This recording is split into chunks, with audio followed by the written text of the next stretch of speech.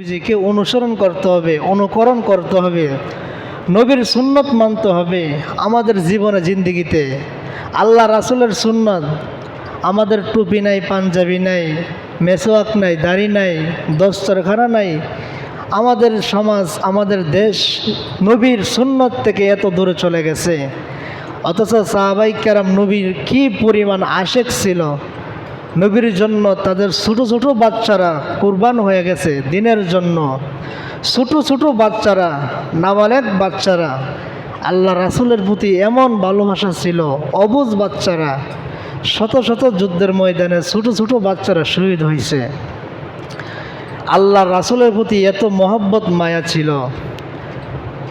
আমিরুল মুমিনিন হযরত খলিফাতুল মুসলিমিন ওমর ফারুক রাদিয়াল্লাহু তাআলা আনহু বলেন যে আমি নবীজিকে মহব্বত করি, আমি ভালোবাসি সবার চেয়ে বেশি। আল্লাহ রাসূল বলেন, ওমর, তোমার এই ভালোবাসা দিয়ে তুমি জান্নাত পেতে পারবে না, জান্নাতে যেতে পারবে না। তোমার জীবনের জিন্দেগিতে তোমার নিজের চেয়ে, তোমার নিজের জীবন থেকে, তোমার নিজের জানের চেয়ে সবচেয়ে বেশি আমি নবীকে মহব্বত এবং ভালোবাসতে হবে। সুবহানাল্লাহ। তাহলে তুমি কি প্রকৃত একজন মুমিন, নবীজির আশেক হবেন। দেখেন রাসূল সাল্লাল্লাহু আলাইহি সাল্লামের ছোট ছোট সাহাবাই কেরাম, ছোট বাচ্চারা, কোনো কিছু তারা জানে না, নবীর সাথে যুদ্ধ করে তারা কাফেরদের কাছে আক্রমণ হয়ে তারা ইন্তেকাল করছেন। দিনের প্রতি তাদের এমন জজবা ছিল, কুরবানি ছিল। শত শত সাহাবাই কেরাম, স্ত্রী, পুত্র, সন্তান, তাদের সংসার ফেলে দিয়ে রাসূলের পিছে যুদ্ধ করে শাহাদাত বরণ করছে একমাত্র আমাদের কাছে দিন ইসলাম পৌঁছানোর জন্য, নামাজ পৌঁছানোর জন্য। আজ আমরা নামাজ পড়ি না, নামাজ ছেড়ে দিই, অবহেলা করি। কত মানুষ নবীর যুগে, লক্ষ সাহাবাই কেরাম, হাজার হাজার মানুষ কাফেরের তলোয়ারের নিচে নিজের জীবনটা কুরবান করছে। কত মানুষ কিভাবে শহীদ হয়েছে। ওই শহীদের হাসরের দিন আমরা কি জবাব দিব আল্লাহর কাছে? আমাদেরকে যে আল্লাহ পাক রব্বুল আলামিন দিন দিল, আমরা কোনো দিন কোনো কাফেরের সাথে মুসলমান কোনো যুদ্ধ করতে হয়েছে না, কোনো দিন কোনো মুসলমান কোনো কাফেরের সাথে আমরা কোনো ঝগড়া হয়েছে না। আমরা বিনা যুদ্ধই আমরা ইসলাম পেয়েছি, দিন পেয়েছি, ধর্ম পেয়েছি, কোরআন পেয়েছি, হাদিস পেয়েছি, রসুলের সুন্নাত পেয়েছি। তারপরে আমরা আমাদের নিজেদের জীবনটা এত গাফেল, আমাদেরকে শয়তান এমনভাবে ধোঁকা দেয়, আমাদের কি মরণের কথা কোনো চিন্তা হয় না। হাই মানুষ, আমরা কি মরব না? আখিরাতের কথা কি চিন্তা হই না? আমাদের পরকাল কবরের জগতে কিভাবে আমরা কাটাইব, আমাদের কারো কোনো চিন্তা নাই। কিভাবে এই সমাজে কত মানুষ থাকতো, তারা চলে গেছে। আমাদের বাপ দাদা কত মানুষ ছিল, আর কিভাবে বুঝাইব আপনাদেরকে বয়ান করে? হাদিসের কথা বলি, আল্লাহ রাসূলের কথা বলি, নবীজির কথা বলি। আপনাদেরকে নামাজের জন্য তো নামাজের জন্য মসজিদে আনতে পারি না বয়ান করে। আপনাদের প্রতি আল্লাহ, আপনাদের রব অত্যন্ত নারাজ। আপনাদের কলব, দিলের মাঝে আল্লাহ পাক মোহর মেরে দিছে।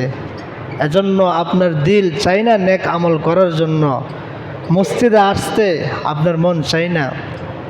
পৃথিবীর সর্বশ্রেষ্ঠ ঘর, স্থান, মসজিদ, আমাদেরকে এমনভাবে শয়তান ধোঁকা দেয়। আল্লাহর ঘরে আসার জন্য, ইবাদত বন্দেগী করার জন্য আমাদের মনটাকে এমনভাবে ধরে রাখে। বাজারে, বন্দরে নাচ গান, খেলাধুলা সব জায়গায় আমরা যাই, কোনো বাধা নাই। মসজিদে আসার জন্য আমাদের এমনভাবে শয়তান ধোঁকা দেয়। এই পৃথিবী একদিন শেষ হয়ে যাবে।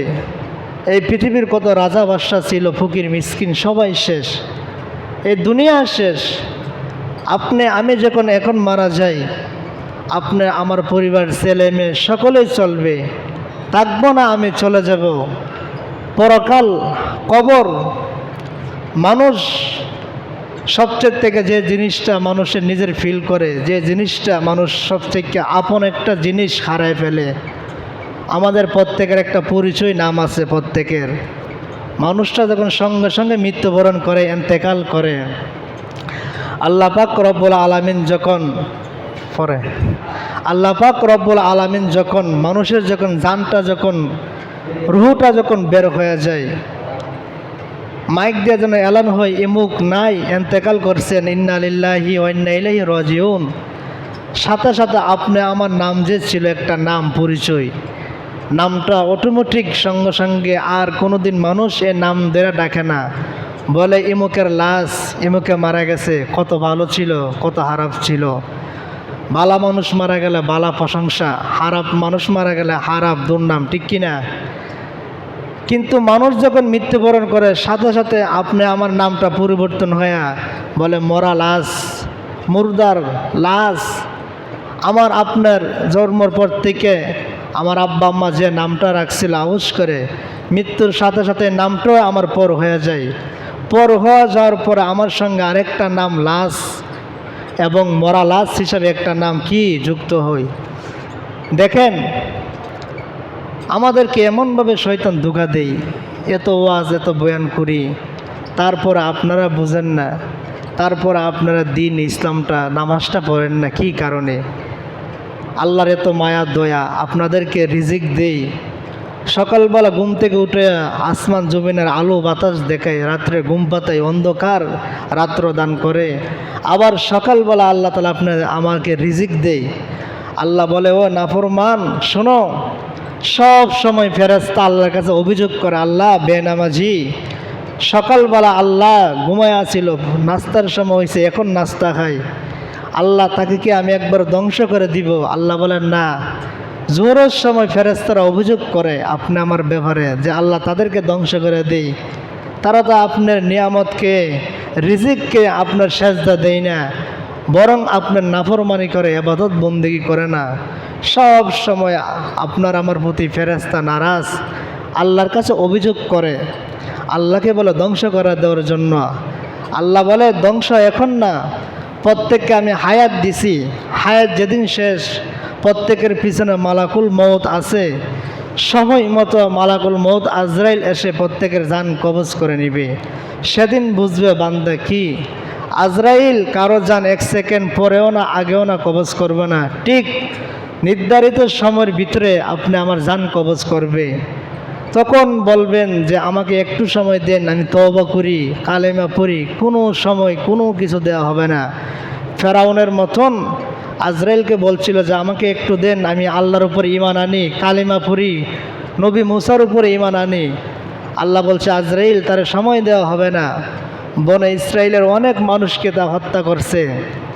নীল নদের মধ্যে মিশরের মাঝে ফেরাউনকে ডুবাইয়া কাদা দিয়ে আজরাইল এমন অবস্থা মৃত্যুবরণ করছে। পৃথিবীর মানুষকে আল্লাহ বোঝায় এখনও ফেরাউনের রাজ টাটকা, বোঝা যায় মানে এখন মারা গেছে এমন অবস্থা, মৃত্যু, তার শরীরটা মিশরের জাদুঘরের ভিতরে, গ্লাসের ভিতরে আছে। কোনো দিন তার শরীরে একটা পোকা মাছি বসবে না, আল্লাহ হারাম করছে কিয়ামত পর্যন্ত, যাতে মানুষ বুঝে পৃথিবীর সবচেয়ে বড় কাফের বাদশা ছিল ফেরওয়ান, রাজত্ব ছিল, এত ক্ষমতার অহংকার ছিল, তাকে আল্লাহ মৃত্যুবরণ দিছে, তার লাশটা এখনও আছে, কোনো দুর্গন্ধ হয় না, কোনো কিছু নাই, তার লাশ থেকে কোনো পচা কোনো পোকামাকড়ের গন্ধ বের হয় না, এমনভাবে আল্লাহ রাখছে। কি কারণে? যে আল্লাহ যে একজন আছে, মানুষকে বোঝানোর জন্য, আল্লাহর উপরে ঈমান আনার জন্য, আল্লাহকে কি মানার জন্য, আল্লাহর পায়ে কুদরতি সেজদা দেওয়ার জন্য, আল্লাহর ইবাদত বন্দেগী করার জন্য। তারপর আমাদের যুগে, আমরা এ যুগে আইসা তারপর আমরা ইবাদত বন্দেগী করি না। আমরা যদি অন্য কিছু না করতাম, যদি 5 ওয়াক্ত নামাজটা পড়তাম প্রত্যেক দিন, যেখানে থাকি, যে অবস্থায় থাকি, আল্লাহ রব্বুল আলামিনের যদি নামাজটা আদায় করতাম, আল্লাহ রব্বুল আলামিনের ওয়াদা, আল্লাহ পাক বলে বান্দা তুমি নামাজ আদায় করলে সর্বপ্রথম আমি যে আল্লাহর ওয়াদা, তোমার রিজিকের অভাব আমি তোমাকে দূর করে দেই। সুবহানাল্লাহ। আজকে আমরা রিজিকের জন্য গাড়ির ড্রাইভার সারাদিন রাস্তায় থাকে, মানুষ দেশে বাহিরে থাকে শুধু রিজিকের জন্য, পরিবার ছেলেমেয়ে আছে, বউ বাচ্চা স্ত্রী আছে, তাদেরকে লালন পালন করার জন্য পেটের দায়ে আমরা দেশে বিদেশে কত রৌদ্রে তুফান বৃষ্টি ঝড়ে কত রাস্তাঘাটে কত কাজ্জা ঝগড়া করি, শুধু কি এর কারণে? রিজিক, টাকা উপার্জন করার জন্য পরিবার আছে। অথচ টাকা উপার্জনের রাস্তা সবচেয়ে থেকে যেটা সবচেয়ে থেকে রিজিক, আল্লাহ পাক বলছিল, ইয়া রাসূলুল্লাহ, আপনার উম্মত যদি 5 ওয়াক্ত নামাজ যদি সুন্দরভাবে যদি আদায় করে জামাতের সঙ্গে অথবা একা একা, যেখানে তাকে পৃথিবীর একা হোক জামাতে হোক, যদি নামাজ আদায় করে, আমি আল্লাহ পাকের ওয়াদা তাকে আমি রিজিক কোথায় থেকে দিব বান্দাও কোনোদিন কল্পনা করতে পারবে না। এমন বিশ্বাস আমাদের নাই। যেমন সাহাবীদের যুগে সাহাবাই কেরাম অভাবে বললে নামাজ পড়তো, রসুল বলছে সাহাবীরা তোমরা নামাজ পড়ো বেশি বেশি, তারা নফল পড়তো, আওয়াবিন তাহাজ্জুদ ইশরাক পড়তো, আল্লাহ তাআলা তাদেরকে রিজিক দিত। তাদের ঘরের মাঝে এমনভাবে আল্লাহ পাক রব্বুল আলামিন আসমান থেকে হানা দিত, জমিনের উপরে আসমান থেকে হানা আসতো। আল্লাহর কুদরত, তাদের ইয়াকিন ছিল, বিশ্বাস ছিল আল্লাহর প্রতি। আমাদের ইয়াকিনটা বিশ্বাস আল্লাহর প্রতি একবারে কম, আমাদের দুর্বল ইমান, আমরা এখনও মজবুত পরিপূর্ণ ইমানদার হইতে পারি না। এজন্য আল্লাহ পাক আমাদের রিজিকের মাঝে বরকত দেই না। তো ইনশাল্লাহ আমরা 5 ওয়াক্ত নামাজ পড়বো তো ভাই? ইনশাল্লাহ পড়বেন তো? যতদিন আছেন নামাজটা পড়েন, সব সময় নামাজটা পড়েন, দেখবেন নামাজ পড়লে দিলে শান্তি আসে। দুনিয়ার সমস্ত কিছু নামাজে যে এমন একটা মজা স্বাদ, কোনোদিন বেনামাজি ভাইদেরকে বোঝানো যাবে না। যারা নামাজ পড়ে তারা অবশ্যই বুঝে নামাজের কি স্বাদ, একটা মজা। আল্লাহ পাক যতটুকু আলোচনা করছে আমাকে আপনাকে সবাইকে আল্লাহ পাক আমল করা তৌফিক দান করুক, সে করে বলে আমিন। যারা 4 রাকাত সুন্নত পড়ি না, আমরা সুন্নত নামাজ পড়ে নেই।